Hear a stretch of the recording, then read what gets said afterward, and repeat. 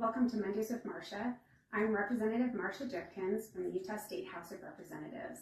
Today I want to talk to you briefly about a bill file that I have open that has to do with restricted persons. Federal law requires that certain people who have committed certain crimes cannot own firearms or be in possession of firearms. And Utah takes that a little step farther, and we have Category 1 restricted people and Category 2 restricted people.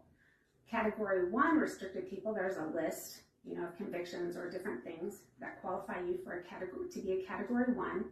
But if you possess a firearm and you're a Category 1 restricted person, it is a second-degree felony. Whereas if you are a Category 2 restricted person, it's a third-degrry felony. So it's a lesser offense.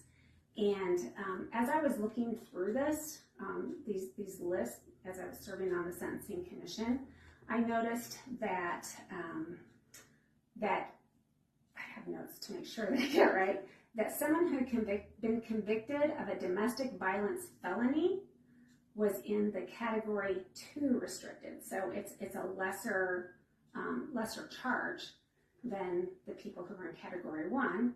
And also someone who had had a protective order on them and had a finding that they represented a credible threat to the physical safety of their intimate partner or their child was also a Category 2 individual.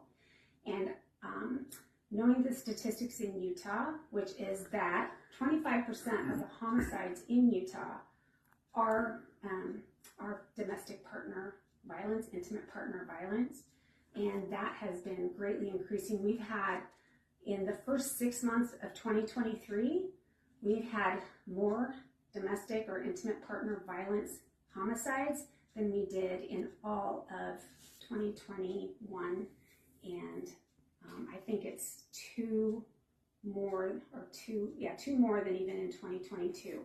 So that was in the first 6 months. And I thought, well, I think that these people who have committed and been convicted of domestic violence felony should be in the Category 1, and also those who have protective orders against them and have been found to be credible threats for committing violent acts towards their intimate partners should also be in the Category 1.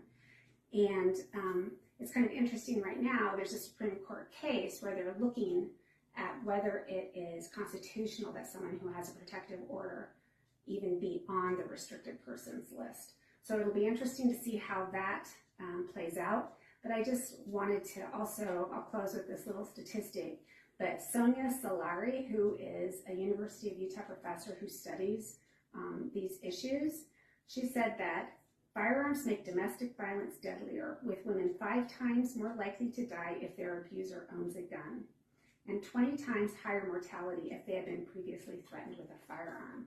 So I think that it's really important that we look at these things seriously. We need to preserve our Second Amendment rights, but we also need to preserve the safety, life, and welfare of intimate partners. So anyway, hope you found this interesting. Ask me any questions that you might have. Thank you.